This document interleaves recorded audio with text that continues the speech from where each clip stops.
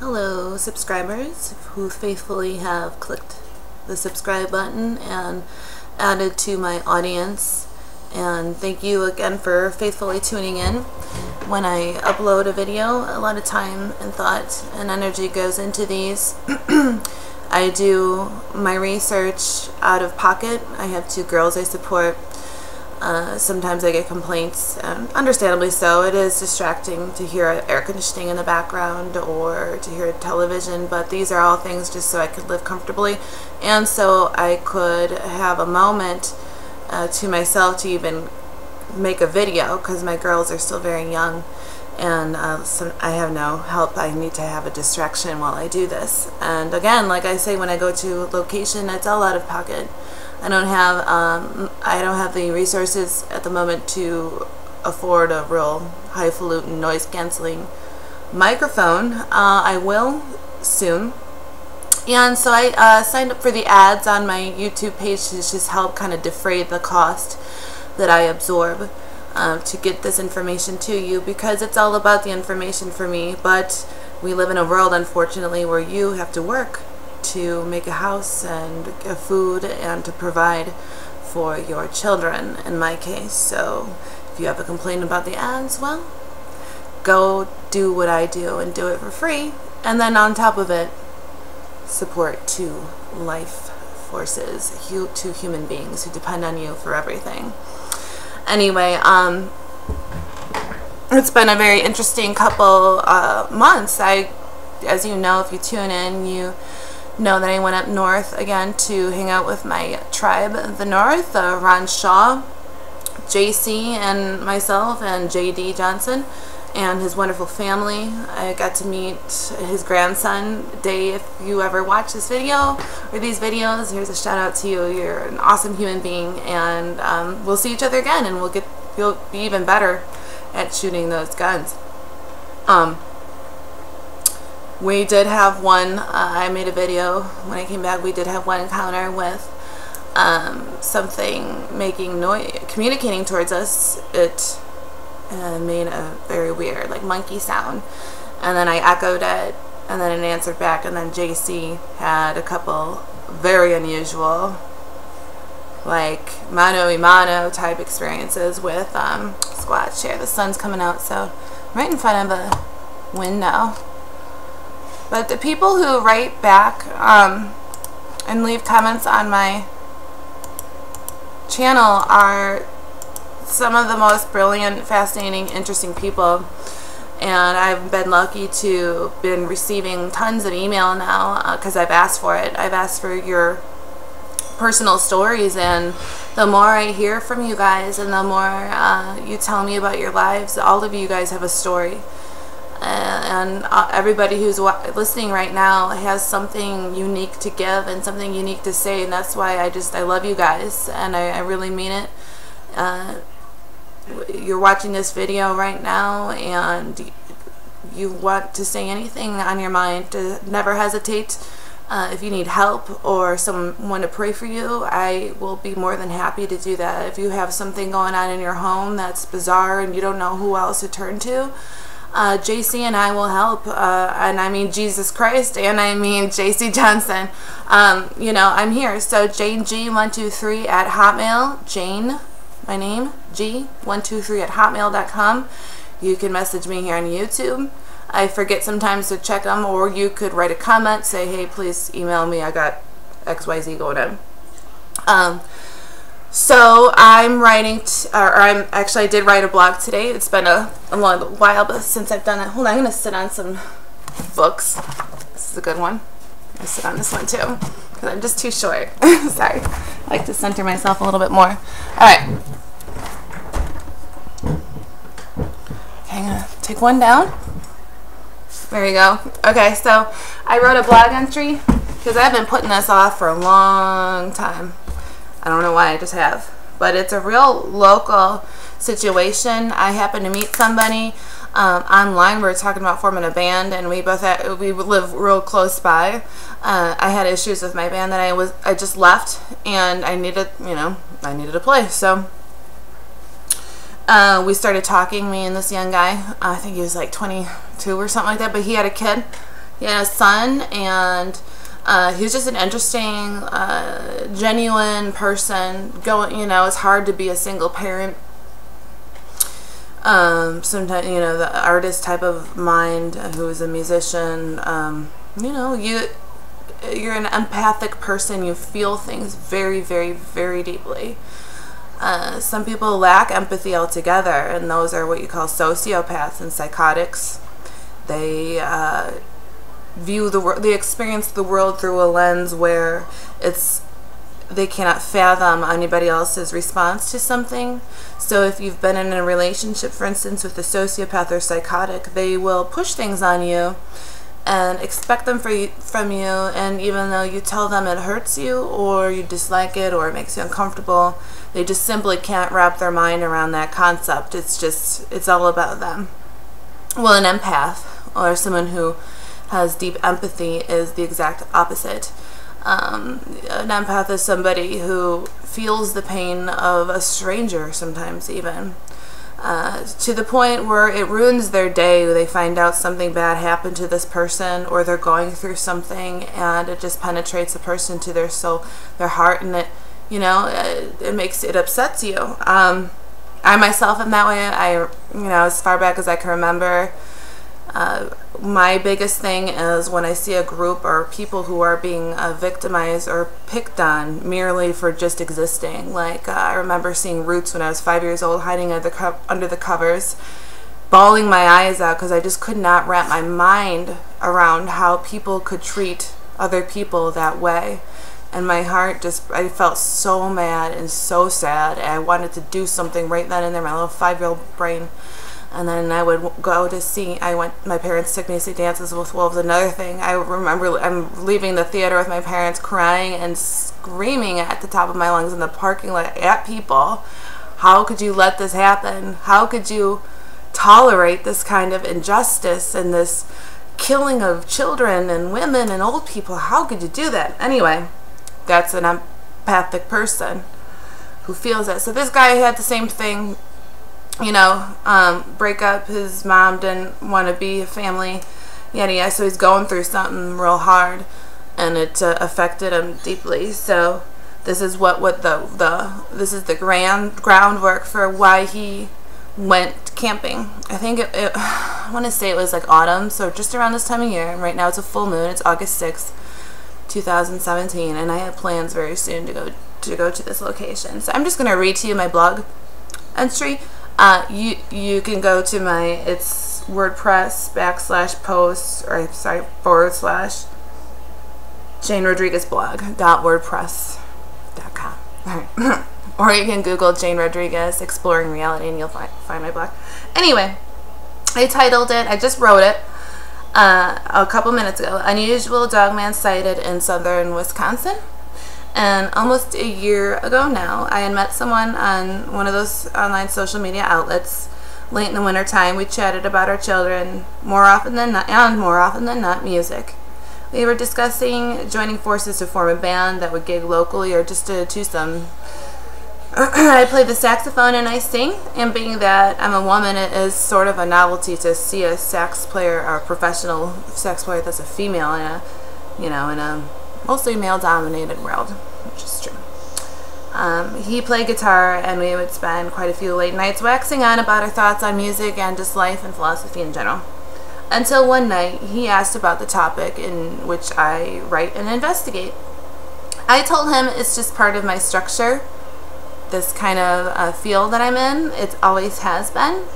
I wasn't born like other girls, ignorant, blissfully so. I used to always think. Sometimes I still do, of the paranormal and preternatural. That world existed in a very real and tangible way for me my whole life, so much so that I just assumed everyone else lived that way. Where their parents saw spirits and UFOs, and you saw them, and you knew things before they happened, or knew things about people just by looking at them, watching them, secrets. People, that world existed in a very real and tangible way for me my whole life. Strange as that is, nonetheless, many people now find my work, and especially work of people I can proudly and amazingly call my friends today, people I've gone out into the field with, like Linda Godfrey, and people I've rapped with on the phone and talked to all this, many times. Nick Redfern, who is a very prolific writer. He's just like somebody I look up to big time. And of course, my dear friend and mentor, JC Johnson of Crypto Four Corners International, of whose organization I am a very active part of now. His interest was piqued at this topic that I write on. And while we spoke of some of the things I was currently writing about, he mentioned that he had his own very strange and frightening, enthralling encounter. I inquired, encounter? With what? With a Dogman, not even 20 minutes away from where I'm at right now. He described the story at length. Being a fellow musician myself, I understood on an intimate level the kind of brooding we sometimes are susceptible to when life keeps handing us surprise after surprise. Feeling that way, feeling very shaky grounded, and in need of deep soul searching due to circumstances beyond his control, I know so well how that feels.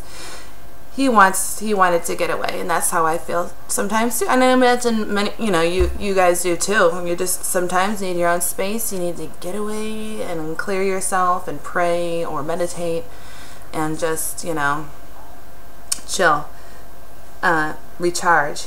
So he wanted to get away from people and everything into the woods, and armed with nothing but a fishing pole and a tent. That's where he went. He spent a few nights there, camped on the shore of a small lake until he arose one very early morning around 4 a.m. He saw the fullness of the moon cast its silver net around his campsite. His mind felt unusually engaged, as if his dreams were already interacting with a source yet still unknown. His thoughts forming into the shapes of questions with his dreary, groggy head, inquiring, who is out there right now beguiling my dreams? Who is here? He went to the edge of the forest about 10 yards away to relieve himself. He just woke up, so still unable to shake a very clear, defined feeling of someone or something being there with him, watching him, communicating directly to his mind. He had thoughts that were not his own. He knew someone was speaking to them in a sort of greeting. He decided to dip his fishing lure into the placid lake and catch a fish around the curve the other side of his campsite. After an hour or so, feeling tired and fishless, he decided to go back to his tent, and when he got there, he discovered a skull waiting for him on his sleeping bag, a very clean and small skull. It looked to him to be a squirrel skull. Feeling a little shaken, far less than I imagine I myself would be under these circumstances, but more fueled by curiosity, he sat down on his sleeping bag to await whoever it was that left this odd gift. He waited for just a short while before he heard a rustling in the reeds by the edge of the lake. Bracing himself for what he did not know, for who he couldn't imagine, he held his gaze steadily on the shore. The grass rustling, the reeds moving, there was a mental and other kind of tangible power preceding this creature that he could feel so strongly. Then there was thoughts being communicated again directly to him, thoughts like, I know how you suffer too. I know you're suffering. There were ideas, or I too suffer, or no suffering. There were ideas that were transferred beyond the power of words, that communicated that the sender was a source of immense and unimaginable physical and spiritual power. That the sender was a predator the established world as we know it cannot fathom. And yet it was this very creature that left him a gift. Drawing a bead to the source of all this, he now was on edge, waiting to see what it was. When the creature did emerge, he saw an immense figure, broad shoulders, far too broad for any bear or any known animal native to southeast Wisconsin. 7.5 feet tall at least, conservatively. Long arms, with almost human hands and fingers, sort of positioned in the front of his body, holding it in front of him, like, like this. But down. You can't. Anyway, thick, of his body, lethal-looking razor-sharp nails, thick ropey arms with bulging biceps, a six-pack stomach, legs that were dog-like, his eyes trying to make sense of what he was seeing. It was far too much to try to compute, but compute he did, rapidly. He had no choice. He saw legs that were that of a normal dog. Bent with the haunches, you know, the directions that they go in and the way they do, but yet standing on his hind legs like a human. Perhaps the most unusual of all of this was the creature's face. His face was not pronounced in the muzzle, along. Like most of these sightings, people who have these kinds of encounters will say and describe the face. His face was a pit bull face, the muzzle squished in.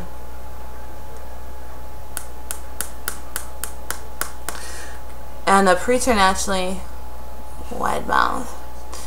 When you see I won't say flesh and blood because it's probably flesh and bone, but that's a whole other conversation. But when you see an entity that looks physical, that you can touch, or at least it appears to be solid, and it's trying to make itself look human, the mouth is always a giveaway.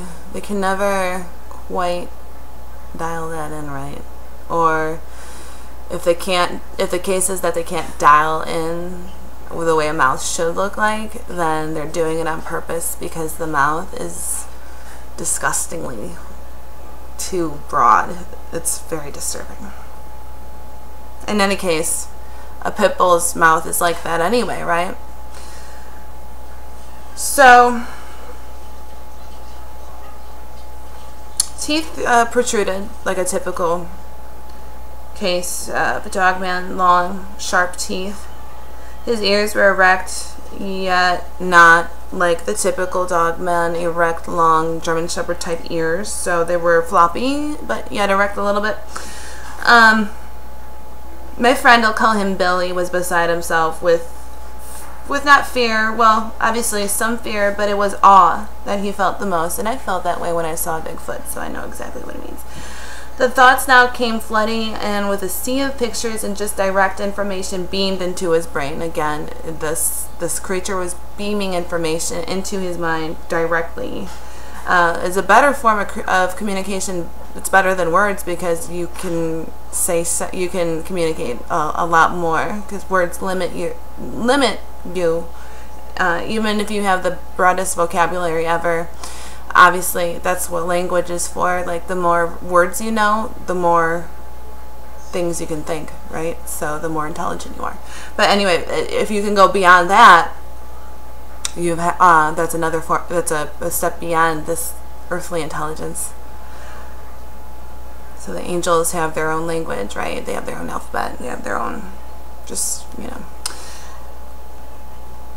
So this information is beamed into his brain. We are kindred. I left you a gift. I know how you feel. I am a supreme being. I kill anything I want. I eat. I kill. These are the mental abilities this creature has. After years of research, this conclusion is inevitable. We cannot pin down any one blanket catch-all answer for what exactly these creatures are, because they all vary. We can see they bear certain fruits. Supreme predation that straddles both worlds, the physical and the preternatural, and an ability to communicate directly to their audience without the use of words, beyond the use of words, I say. I hope you've enjoyed this true tale. Very soon, within the next couple of weeks, I'm going to the very spot he had this encounter, the very same exact spot, and I'm going to camp there. I will beforehand make my typical arrangements to get myself ready for an ideal encounter should it happen. To any who have questions or comments, like I said at the beginning of this, please feel free to ask. I shall also make a video. Well, I'm reading my blog entry, so there you can see.